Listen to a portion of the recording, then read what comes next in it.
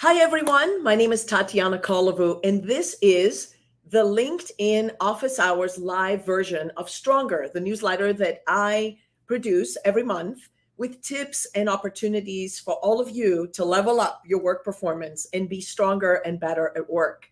So today I am tethering the topic of presenting and tips for presenting to senior executives with the newsletter that just was published earlier this week. I just arrived back from vacation in Greece. I feel very recharged and rejuvenated, and I'm so excited and delighted that more than 800 of you signed up for this. I think we really struck a nerve with what people are needing. So as you're coming on into the live and as you're jumping in, tell us, I'd love to know where you're from. Many of you know I live in Bloomington, Indiana, but I'm not from here. So I love to make connections with people from other parts of the world. As you're doing this, I wanted to recap for you, the ones of you that didn't have a chance to read the newsletter. I wanted to recap the things that are really important when someone says, please present to the decision makers, to the executives here too. Anthony and Henry, thank you. Tell us where you're coming in from.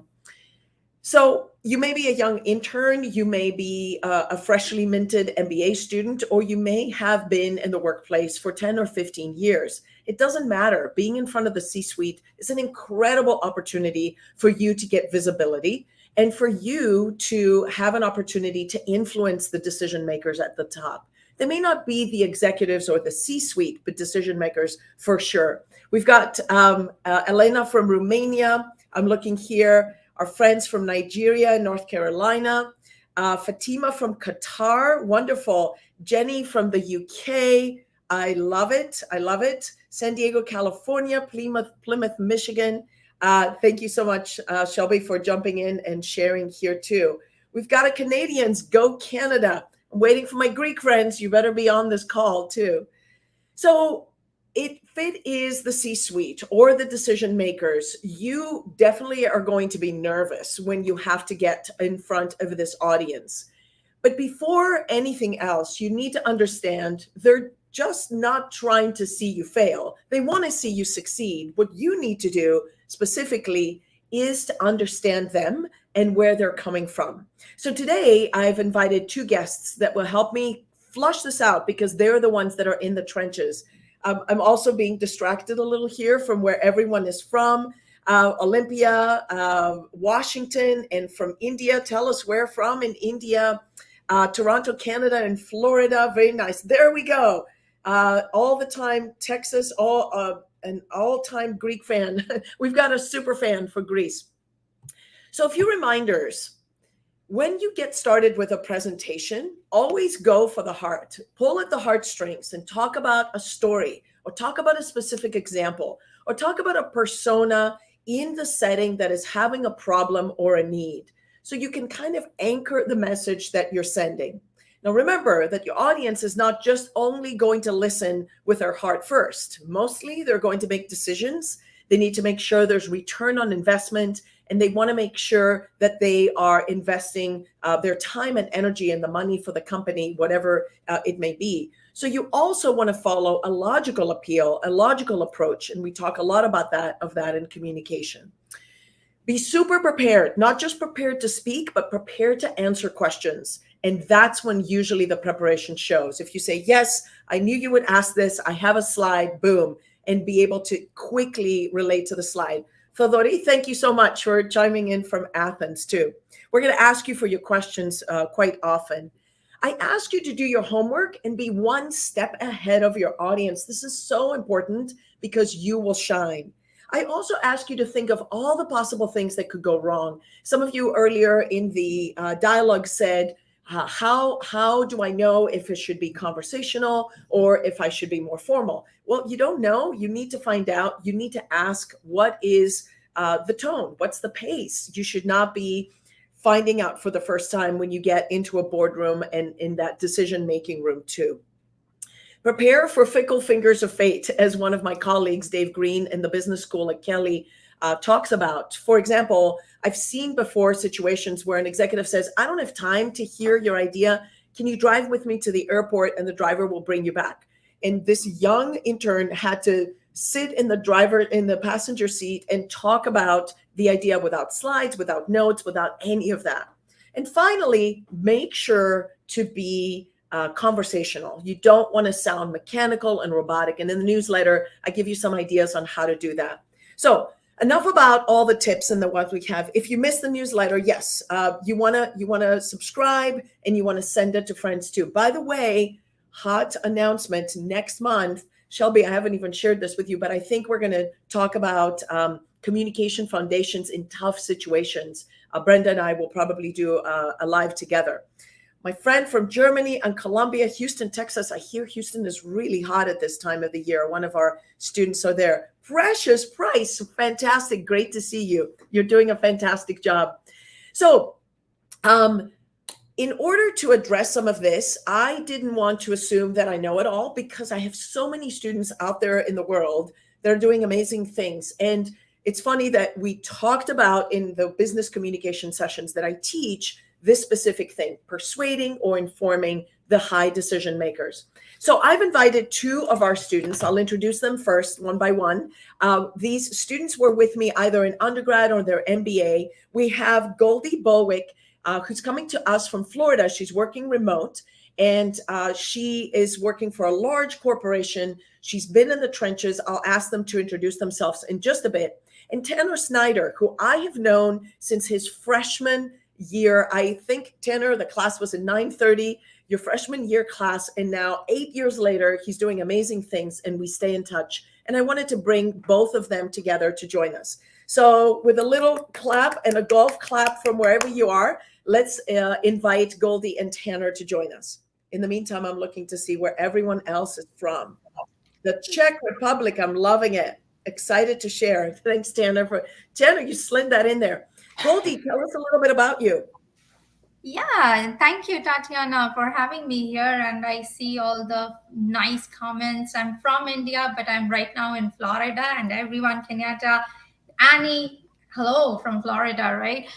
Yes, I am working for Kohler as for the past 2 years as a technology, digital experience strategist, advocator of technology, and yeah, just working from Florida.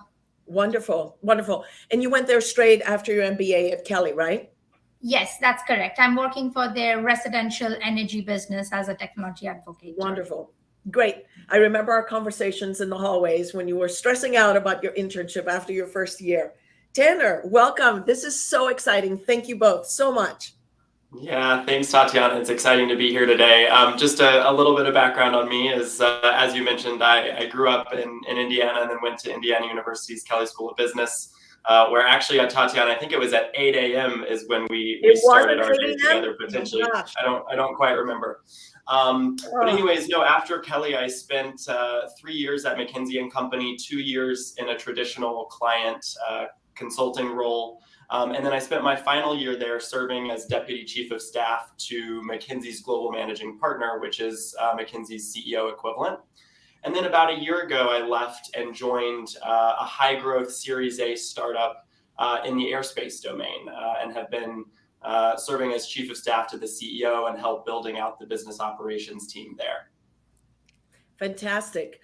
So your experiences are varied and your exposures are varied for you, Tanner, especially in the consulting business too. And I'm sure, Goldy, for you, you speak to a lot of technically focused and aligned professionals. So your approaches may have changed or may be a little different.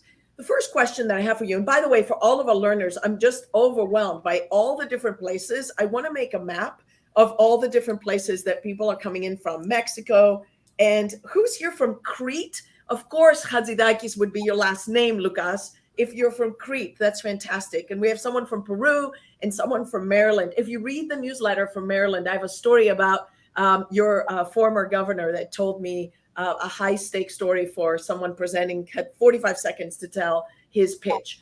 So I wanted to ask both of you to tell me if you could think back to your first experience with a high pressure decision makers, executive presentation or message sending, and what's the one thing that you learned? Let's start with you, Tanner. Yeah, so I mean, if I think back, Tatiana, it might actually be, it might have been you. You were the one that was, had your pin on the grade book there my freshman year. No, I'm just kidding. No, No, so no. back in my first few months of consulting at McKinsey, I was serving a really senior government client in sort of a state government type situation. And she had a reputation for being very, very direct and honestly just quite intimidating. And so a month or two into the project, my manager sort of gave me the opportunity to present a few slides that I had created and was ready to present to her in order to make a decision at this meeting on some government agency expenditures. And so I got prepped extremely well for the content that was on my pages. But what I didn't exactly think about is actually, like you said a minute ago, all of the extra context and the types of questions that she might ask me to be able to make that decision. And so what happened was I got in the room, I start talking pretty quickly. She cuts me off to ask a question and I didn't know. Typical. Yeah.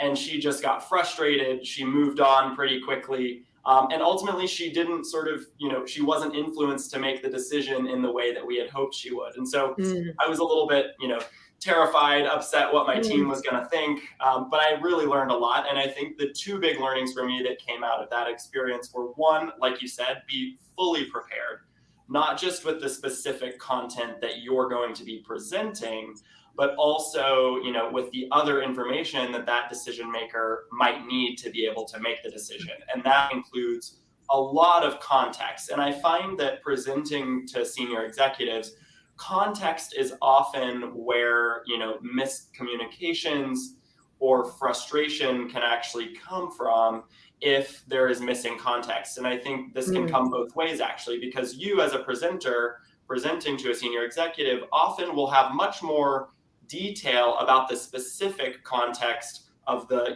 small area that you're involved in, and they may need some of that. However, they're often going to have a much broader context, and in this case, with the executive that I was talking about, she knew a lot more about the political context going on and needed to make this decision in a pretty political environment. And so even though it was a bit frustrating to me and my team that we didn't get her to make the right the decision that we thought was right, we didn't have all of that context. And so you have to remember both of those things. Luckily, this was a happy ending, though, because I stayed on the project a few more months, successfully presented to her a few more times, and influenced some decisions. And she actually ended up calling me Tanner the policeman because of the work that I did with the public safety agencies in the state. So it did end better than it started. And well, did you go in alone? No, I was there with some folks from my team, including my manager. But ultimately, by the time I didn't know the answer, she moved on. Yeah. So I would say, number one, as you said, be prepared in the context. But even if a person like her is so intimidating, I would probably watch video of her to try to get a sense for, watch her in action. So you are not seeing her face to face for the first time. And executives are not trying to be annoying or intimidating in this way. They're just busy. And as you said, immediately cut you off and ask a question. And that probably increases your anxiety level as well. So I'm glad there was a happy ending there too. Goldy, tell us about your first experience. And by the way, we love to take questions that our learners have. So be sure to pop them into our comments and we will address them. Goldy? Yeah, thank you, Tanner. And I think I also resonate with some of those experiences that you had. For me, actually, when entering into Kohler organization as a product manager in IoT, I was asked to make a go, no-go decision on a project that was already a lot of it has been invested in that project. So when I was brought in, I was asked to make a presentation to the executive whether it is a viable project to go ahead or not go ahead. So that's a lot of pressure. Yeah, just few weeks into the organization, and that the industry is new for sure, even though my role was product management, which I have been doing, but the industry is a new sector. So getting into understanding the industry, understanding what the project could bring value, that was a lot of pressure, right? So one thing that I was going by the books for the MBA, right? Strategy, no go decision. What are those strategic tools that I can make use of to come to a decision? But what we learn is not something that goes as as we intend to, right? So what happens is that there has been a significant investment made into this sector, into this project, and now according to my recommendation, the go ahead was to stop it, right? Stop. No go.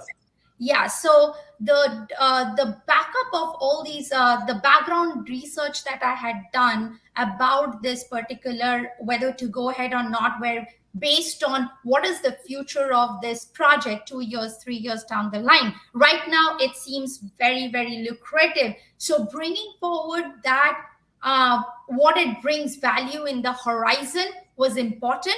But what I missed out was also depending on what the competition was doing as well, thinking ahead. Maybe this is the foundation project that was coming ahead, but you build on to that foundation project to create that next step. So my decision was not to go ahead with this particular project, but how do we make changes that will be fit, right, for a longer vision. So I think there was a bit of an so what I could have done differently was really having those market trends, capturing that 3 years, 5 years down the horizon, and how it ties up to what you are doing right now. The decision. Yeah. So yeah. that's part of the being more prepared and looking ahead. Absolutely too. And also the ramifications if we do this or if we don't do this. That's so important. One of our learners says, when you have a bigger team of execs, and I'm wondering when this has happened to you, how do you keep the conversation on one track when different people want to sidetrack to different aspects of the topic, their own area, because they may be representing marketing and R&D and L&D and research and development and learning and development and finance. And I have found also the trouble being that they are bringing their agenda or their voice to the table, and you're standing there or sitting there and this circus is going on. How do you manage that? Tanner, has that ever happened to you? Yeah. I mean, I think that's a pretty common situation. And actually, it's a situation that I deal with a lot right now with my current company working at the startup. And, I think that this really comes back to being very clear about what the objective for the actual meeting is and understanding who the stakeholders are and what role they play. And I think often like the RACI framework of understanding your stakeholders and understanding who is, just needs to be consulted. They need to give their opinion. And then the decision maker that's responsible for the decision, makes the decision and goes forward or doesn't go forward, versus, who just needs to be informed. And so I think you need to know who are the different stakeholders, maybe let them speak their agenda, but then ultimately someone really needs to be responsible for what the decision is and come back to the objective of the meeting. And I found that works quite well if you can, always pull it back to a specific objective. If you don't start with an objective, you're likely just in for a circus. Yeah. And can you say, I see there's a lot of excitement about this. Let me clarify. We're here to decide this. We can have more of this discussion and just kind of step back. I also recommend that you have someone that is sort of has your back in this meeting, that when this happens, if you're not senior enough to say, let's time this out or let's parking lot it, and then we decide, you can be the one that you have someone that can kind of help you say, hey, we're here to decide X or Y. That's an important specific piece here. We have another comment that I want for Goldy to focus. This is a little longer. I'll read this to you. Our friend Henry was not as up in the food chain, he said, and he presented an idea that, from what I understand, someone he didn't attach his name to it. How do you protect your ideas in a company when you're the lowest tier and insulated from the upper tiers who make those ideas manifest too? So as Goldy's thinking about this, I'm not sure if this comes up. I know you probably can't trademark your idea for something as you share it, and maybe it's a compliment if your boss presents it as her idea or his idea. Has that ever happened to you? Fortunately, like I had my previous boss, she was very, very honest about things, making her team members go forward and present. And that's how I got these opportunities to present to the executives of my projects. But definitely it might happen, right? So the thing we have to understand here is the goal of the team, right? So if you are the team that you are in has a core value and a goal to achieve, and that all relates, that all adds up to the success of the team, right? So if you are an individual contributor of the team, make sure that that is upfront with your manager, with manager's manager. But if the manager is presenting to the board of directors, that's fine. That's, after all, your team success, right? Sure, So sure. I take it that way, and it has definitely happened, and I feel that it's all the success for all the members. And if it happens a lot, I would suggest, kind of coming in from the stronger theme of the newsletter, I would come in and say, hey, there's been a couple of times that I've had good ideas, but they're not getting brought to the attention. I'm not getting credit for that. What am I doing wrong? Like, try to find out information or bring up the fact that you know that this is happening. That's the thought for our caller. Aditya has a really good question on talking to people that you don't know that I want to address after I ask you both this question, because I know we plan to talk about it. Do you have any, both of you said things worked out in your very first few experiences with executives. Do you have any war stories? Did anything not work out, or something you will be sure not to do again? Obviously not career ending, but we want the juicy stuff, the horror stuff. Yeah, well, this one has maybe a little bit of it's still an okay ending, I guess, but it was, I think in the moment, it really felt like a war story, and it connects back to one of the points that you mentioned from the newsletter up front. But, another story from my time at McKinsey, I was serving a very large client that was in a pretty tough company situation. They were going through, some hard times as a company. And so the tension and the stress level was really high. And I was working with my team for a really senior VP level client who's actually now in the C-level at this company. And he was new to his role at the time because actually his predecessor had been fired. So he felt a lot of pressure. And he himself was also a pretty intense leader from just a style standpoint, and had so far been pretty standoffish with the McKinsey team. And so one day, not that long after he had started in this role, I was boarding my flight back to Chicago. This was pre-COVID, when it was, travel every week. And in sort of a random coincidence, I was in the seat right next to this client for a 3+ hour flight. And I'm like the most junior person on the team. So I was internally freaking out, texting my team. They were like, don't screw this up. But, what happened was, over the course of this flight, we ended up having a really, really nice conversation. Everything from how his son was about to start college and was looking into IU, how he was feeling in his new role, and how stressful it actually was for him professionally and personally. And then also I shared some of my perspectives on the work that we were doing together, and he actually really listened and asked questions. And so after this flight, I sent an email to sort of the senior folks on my team about the learnings from the chat and the chat with the client. And it just instantly boosted my credibility to the partners and added value to the team. And I think that there were a few learnings from this situation that, at a time that, really felt stressful at the beginning, but because I sort of stayed calm and just had a conversation, I think I got these things out of it. And that is like you mentioned earlier, you just don't know when you're going to be presenting to a senior executive or a decision maker. It might be, on the airplane in a very informal manner. And so you just need to be ready. And then I think the second set of learnings is really that like senior leaders are just people too. And I found that it's just really unhelpful to try to like idolize or put senior leaders on a pedestal, because it just makes you really, really nervous. And so like going forward from that point, I realized, I'm in the room with this person, or I'm, on this team because I've worked hard to get here. And that's probably the case for, all of you learners out there as well. If you're in the position to be speaking with a senior executive, it's probably because you deserve to be. And so don't get really nervous about, talking with the senior executive. They're just a person too. And I think sometimes they just really need someone to listen, because as they say, it's lonely at the top. And I really learned a lot more stuff that was valuable for our team, and getting that relationship strengthened by just asking questions about how he was doing and how he was feeling in this new role. And that ultimately led to helping our team kind of get past that standoffishness.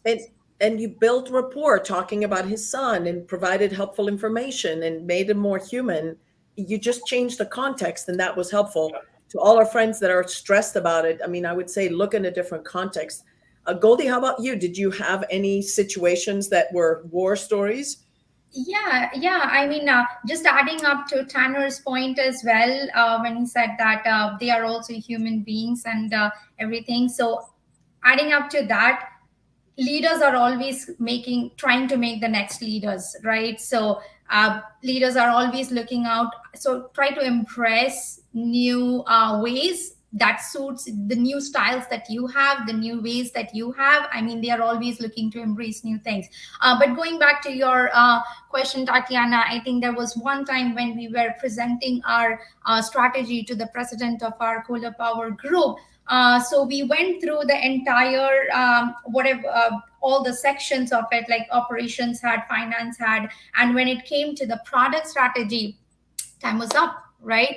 And so that's and you have been preparing, and that was an important meeting because you wanted to get the approval of funding to go ahead with the project. So there was a decision making thing at stake. So what happened was that got converted into an informal lunch meeting. So our president said that, hey, I think we are up for this, but hey, why don't you join the lunch? So I and my manager and the president went out for lunch, and he said that we can talk at that. So now you don't have the product vision, animated vision that you had there. You don't have that visual presentation. So what do you do? What do you do to really? But I felt that was really a nice opportunity. As you said, that rapport building, it's all about when you are in front of an executive, it's your confidence, it's yourself as well. And having them be confident in you that we can add value to the core business that we are in, right? So I think that lunch, we just talked about the different market trends, and I think I got more time, right? Even if it was like informal situation, grasping that entire opportunity was really valuable. Talking about the different market trends, different ways that our product could bring the value to that situation. And then just ending on the note that I'll send you the animated version prototype. If you have any follow-up questions, please let me know, and I'll be happy to spend some time with you to go through the financials. But I think that was a great You must have known your content really well to be able to discuss it over lunch and without visuals, which comes again to be thinking of all the things that could possibly go wrong. Lights going out, no paper, no electricity, or clickers, whatever, all of that being out. I want to touch upon a couple of questions or comments that our learner said. How do you anticipate questions? Would we teach in our Kelly School of Business a lot of times is when you design an idea and a presentation, you're in your head the whole time, and you are looking through this slight sliver of a window into the world, and you're missing the rest. So the best thing is to take a step forward, literally step backwards, and take the information and spend time at least with 5 different people that know the audience and know the context, and say, here's the executive summary of what I'm going to talk about. Don't take more than 2 or 3 minutes. What questions come to mind at first? And then write a lot of those down. And you'll find that a lot of those people give you similar questions specifically. So that's my quick answer to this one. But I want to ask or have you, I'm sure that maybe this has happened before. What happens, and maybe Aditya is in sales, or he is presenting into from his position into another company where he has never met or crossed paths or doesn't know more than a name and a position. What would you recommend there? I have some ideas, but they're pretty sneaky. Any thoughts of what you would do? I mean, this is a tough one, and it's of course, tougher if you don't have that information. I mean, usually you can find a little bit of something, about an individual. So just making sure you've at least done the basic checks on LinkedIn, Google search, clicking over to news. Is there any news about this person? Just to quickly check if you can find anything. Or about the company too, right? Yeah, any stories? exactly. Yes. Mm-hmm. Yeah. And so then I think if you truly don't have much other than what their title is and maybe their background of work experience, is again, just go back to that really strong preparation. And I think the foundation is really the same. You just need to be prepared. Stylistically, I think you probably drive your style more on your own and how you're going to present something than like the person you're presenting to. So there's not going to be that much difference. It's just going back to, I think, being really, really well prepared. Sure. And then getting a read as quickly as you can on the person to understand, like, oh, does this person have one thing that they really care about? And sometimes those things can show up actually very quickly. If all of their questions, for instance, are focused on one thing, then you may need to make a pivot and try to focus on just, that thing that the executive really cares about. Yeah, absolutely. Here's another question, and maybe Goldy, I'll let you refer to this. Most times you get people that are attending and then they say pending or tentative, and you don't know if they'll be there or if they won't be there, and you're sitting running all these scenarios through your head. What's a good piece of advice for our learners to do in this case? Yeah, I think that happens a lot, and mostly it's easier to work with the executive assistants that each of these executives have to see the schedules. I think that helps a lot. And also, if there are lots of tentatives, maybe sending out just an email that is there another month or another week, that works better, because having all those executives, and if that is something, it's a consult or decide type of intention that you have for the meeting, I mean, having all the representatives will be crucial. So maybe just either working with the assistants or working with them over an email if there is another thing, or maybe you can send it out, and if they have questions, they can come back and we can set up another time. Sure. But getting through your material and seeing what works best. I'm as you're both speaking, I am trying to look at some of the comments. And Hussein, I'm not going to put up your whole comment because I don't want to run out of time. But one of our learners said, the executives don't have time, so don't let the presentation get away from you, because it's impolite in a way to use their time. And I always tell coaching clients or students to really have a tagline. If you only have 2 sentences to speak to what you have to talk about today, you need to have that sort of newsletter headline that you're going to share to catch the attention, and then you can go from there. But again, the decision makers, the C-suite, the executives, it's not that they don't care for you, but it's just that they have a lot of juggling balls in the air, and you need to definitely not get to the process of discovery too. There's a course, and Shelby, if you want to put it up, that I have that talks about presenting to senior executives, and I cover most all of that. So if you need access to it, we're getting the link here as well. I'm looking through many other people and where they're joining from. Fantastic. Eftihiamo, nice to see you. And lots of other peoples and friends and students. I have one other question, because we try to keep these to about 35 or 40 minutes, but this is critical.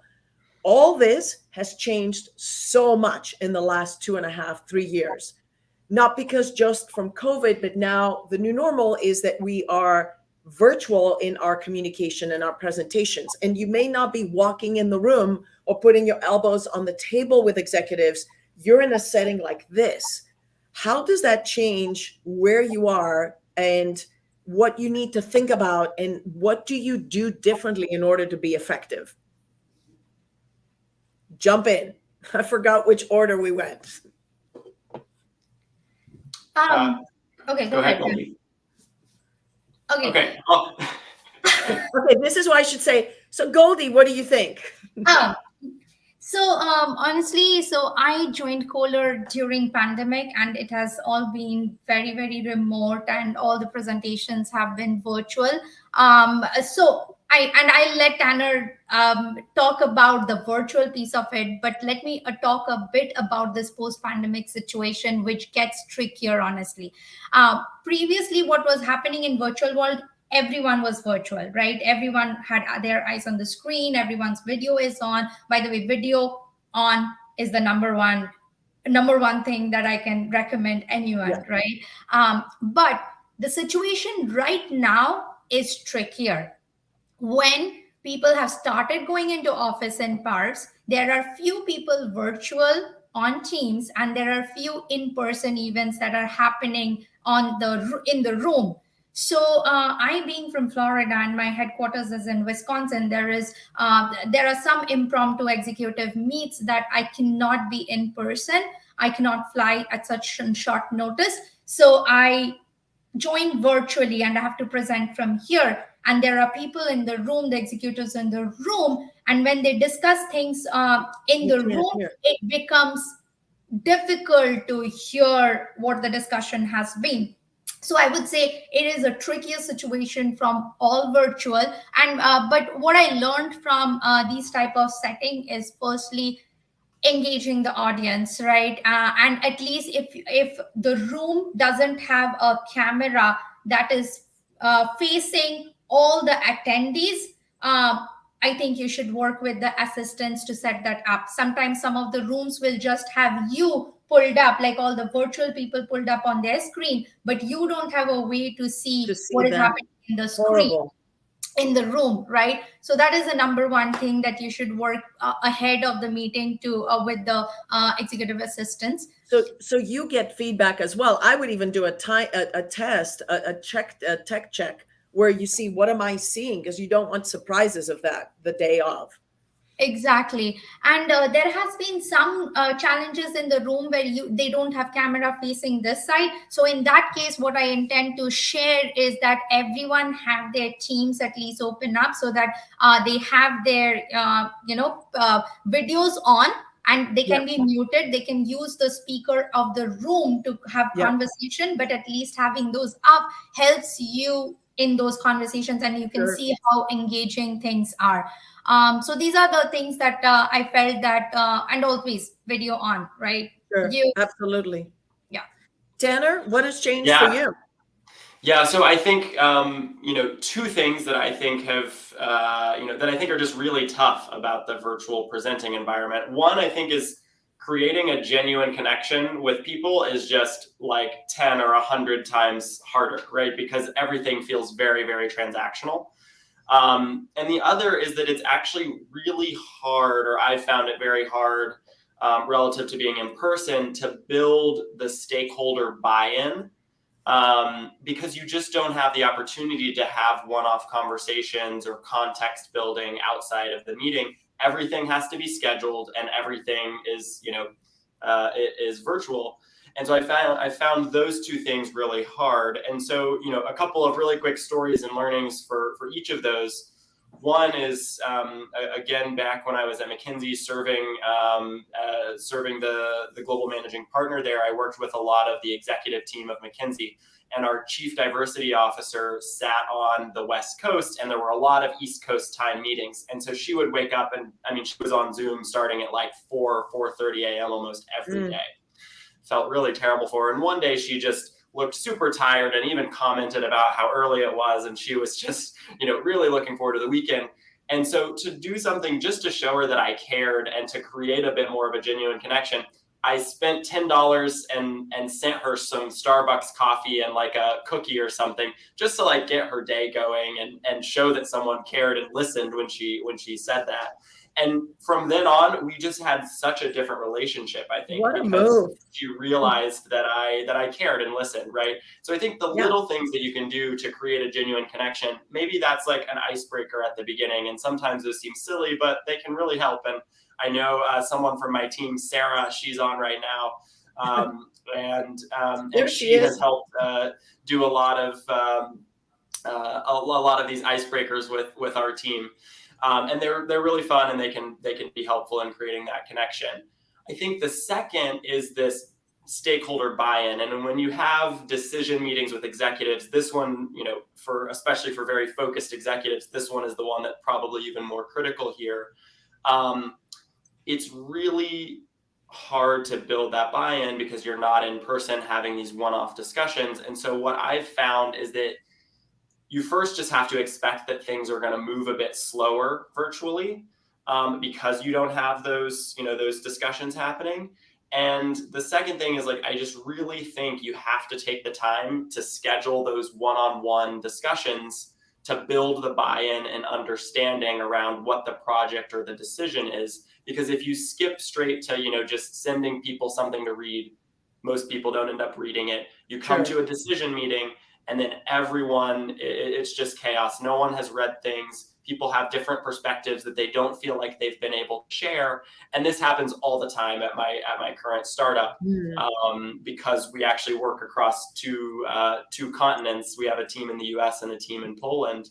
And so whether it's, building a new process to sort of streamline our company roadmap or have a new recruiting process, I've had multiple of these situations where if you don't get the stakeholder input before the decision meeting and build that buy-in, it's just going to be really tough. So you're reminding me of something I talk about in the course, doing your pre-work and your post-work too. And that actually gives you more visibility. If you're saying, just so I make sure that this goes well and we make the right decision, I wanted to spend 15 minutes hearing from you, or do you mind a call? Just be flexible as much as possible if you can do that as well. We're reaching that time limit that I like to stay under and not to wear everyone out and be so appreciative of all of their time. Whether you are pivoting on the spot, whether you are Uber preparing, or you are not letting the decision makers see you sweat, it's so incredibly valuable for all of us and all of our learners to be in front of this audience. It is uncomfortable, but you have to get comfortable with being uncomfortable if you want to get stronger and if you want to have that exposure. So for all of you who are struggling with some of this, I hope that this has been, you recognize that Goldy and Tanner have also been in your shoes. I want to thank you both so much. It's wonderful to go from the classroom to this kind of setting. And I hope that you all have wonderful experiences and only successes, no glitches, no war stories or dramas as you continue. So thank you so much to both of you for joining us. And for all of you that came in today from all these different parts of the world, I want to just say a heartfelt thank you because it matters to me to put out information and content that is valuable to you. We're going to stay with the topic of communication as we enter into the August live. There'll be lots of information there, and there'll be a newsletter that goes with this as well. If you haven't subscribed to Stronger, the newsletter yet, please do that. And I will see you and connect the topic of the next Stronger towards probably the end of August. So thanks to all of you from around the world. Have a great rest of the afternoon or evening as you follow through. And if we didn't get to any of your questions on the feed, I will spend some time answering them now. Take care. Bye-bye.